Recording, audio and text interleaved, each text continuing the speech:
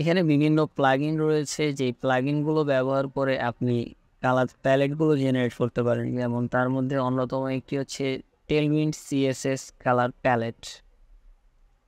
এই প্যালেটে গিয়ে আপনি এখানে টেলউইন্ড সিএসএস এর বিভিন্ন ভার্সন খুঁজে পাবেন। আপনি যে কোনো একটা ভার্সন চুজ করতে পারেন, আপনি সেটাকে কি নামে সেভ করতে চাচ্ছেন সেই নামটা দিবেন এবং অ্যাড দিয়ে দেবেন।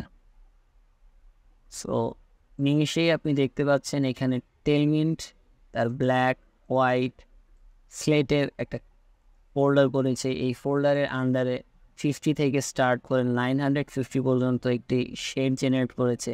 একইভাবে গ্রের জন্য একটা জেনারেট করেছে, সিঙ্কের জন্য করেছে, নিউট্রালের জন্য করেছে, স্টোন, রেডকে আমরা ইরোর হিসেবে ব্যবহার করতে পারি, অরেঞ্জ যেটা আমরা ওয়ার্নিং হিসেবে ইউজ করতে পারি, কিংবা অ্যাম্বারকে ওয়ার্নিং হিসেবে ইউজ করা যায়, অথবা ইয়েলোকে।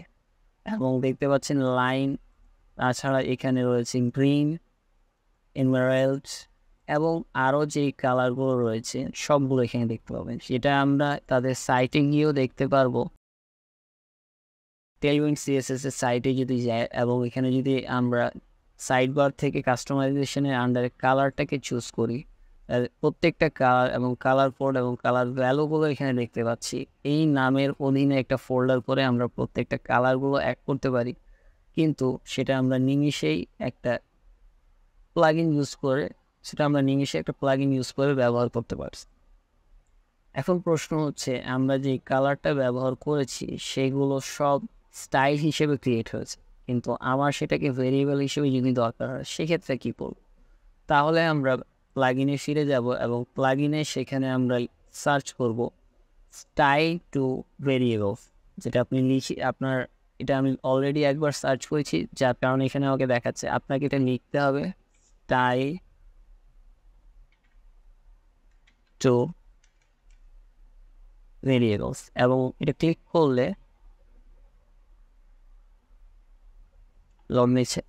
সো ক্লিক করলে আপনি এখানে দেখতে পাচ্ছেন এই আপনার সিস্টেমে যে কয়টা কালার ইউজ করা হয়েছে সবগুলো এখানে দেখাচ্ছে।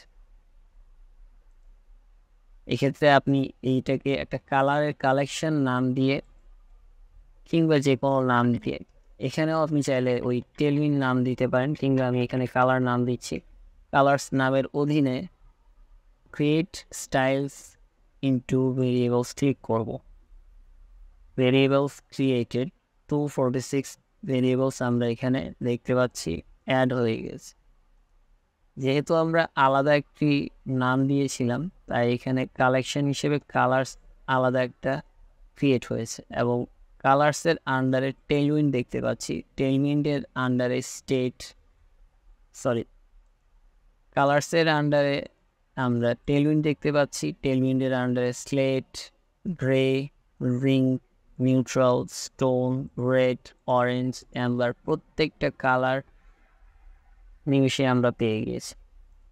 এবার মোড হিসেবে আমাদেরকে আরেকটা বিষয় জানতে হবে, যেটা হচ্ছে লাইট মোড এবং ডার্ক মোড। যখন কোনো সিস্টেম ক্রিয়েট করা হয় আমাদেরকে মনে রাখতে হবে যেই কালারটা আমরা লাইট মোডে ব্যবহার করছি সেই কালারটা ডার্ক মোডে ব্যবহার করা যাবে না। আমরা দুটোকে সমান যদি দেখতে চাই তাহলে আমাদেরকে শেডে, আমরা যদি দুটোকে পারফেক্টলি ইউজারকে রিপ্রেজেন্ট করতে চাই সেই ক্ষেত্রে আমাদেরকে অবশ্যই ডার্ক মোডের ক্ষেত্রে একটু লাইটার শেড ইউজ করতে হবে। যা দেখতে পাচ্ছি আমরা এখানে একটু লাইটার শেড এবং এটার শেডটা একটু ডার্কার, এবং আমরা জানি সেটা HSL থেকে কিভাবে ভ্যালু ক্রিয়েট করতে হয়। তবে আমাদের ভ্যালু ক্রিয়েট অলরেডি থাকলে সেইখান থেকে পিক করতে হবে। যদি এটা 500 হয়ে থাকে তাহলে আমরা এখানে 300 চুজ করবো, যাতে দেখতে ব্যালেন্স মনে হয়। সেম আপনি যদি নিচের টেক্সটকে দেখেন সেক্ষেত্রে এটার ভ্যালুটা অনেক ডার্কার, যেটা নিচের দিকে রয়েছে, কিন্তু এই ভ্যালুটাকে যদি আমরা দেখি সেটা খুব লাইট হয় আর দুটো খুব মানানসইভাবে এখানে দেখা যাচ্ছে। সো আমরা যখন কালার পিক করব তখন আমাদেরকে এমন কালার নিতে হবে যেটা ইউজার ক্লিয়ারলি পড়তে পারে। যদি এর কন্ট্রাস্ট ইস্যু দেখা দেয়, যদি এখানে আমরা লাইটার ইউজ করি সেক্ষেত্রে সমস্যা। এটা কিভাবে আমরা করতে পারি এবং এটার নামটাই এটার নাম হচ্ছে WCAG। আমরা একটু এটার কন্ট্রাস্ট চেকার দেখে আসি। সো আপনাকে গুগলে কন্ট্রাস্ট চেকার লিখে সার্চ করতে হবে। এখানে বিভিন্ন রকম কন্ট্রাস্ট চেকার রয়েছে, আমি মূলত কলার্স থেকে চেক করে থাকি। এখানে টেক্সটের কি কালার এবং ব্যাকগ্রাউন্ড কি কালার আপনাকে ভ্যালুটা পেস্ট করতে হবে। যেমন আমরা দেখছিলাম এখান থেকে, এটা হচ্ছে আমার টেক্সট কালার, আমরা এটাকে কপি করব আর এখানে আমরা পেস্ট করব। এছাড়া আমাদের ব্যাকগ্রাউন্ড কালারটা হোয়াইট, সো আমরা এখান থেকে হোয়াইট চুজ করতে পারি।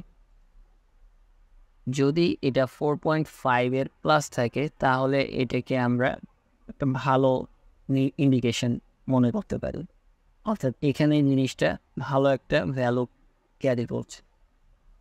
6.6 is a very good number. এছাড়া আমরা স্মল টেক্সটের ক্ষেত্রেও এবং লার্জ টেক্সটের ক্ষেত্রে এটার স্টার দেখতে পাচ্ছি, মিনিমাম 2 স্টার ইজ ওকে। তো আমরা কালার কন্ট্রাস্ট চেকার থেকে যেটা বুঝতে পারলাম, আমরা যে কোনো দুটো কালার নিয়ে এখানে চেক করতে পারি।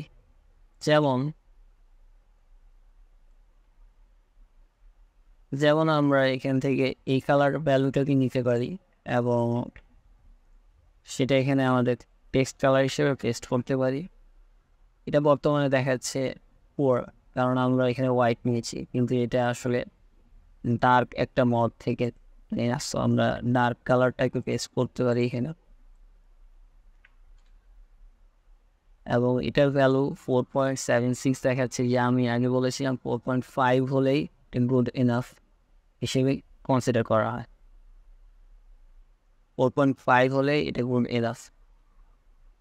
সো এইভাবে আমরা আমাদের কালারের শেডগুলো জেনারেট করতে পারি।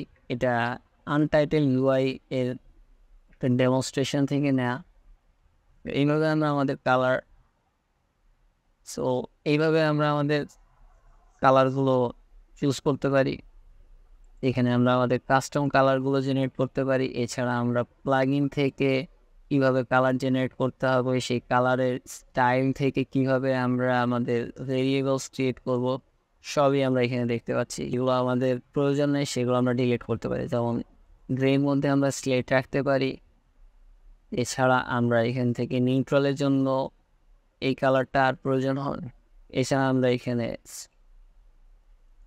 রেড যেটাকে এরর হিসেবে রাখতে পারি, অরেঞ্জ যেটা ওয়ার্নিং হিসেবে থাকতে পারে, গ্রিন থাকতে পারে এবং ব্র্যান্ড কালার হিসেবে আমরা এখানে পার্পল রাখতে পারি।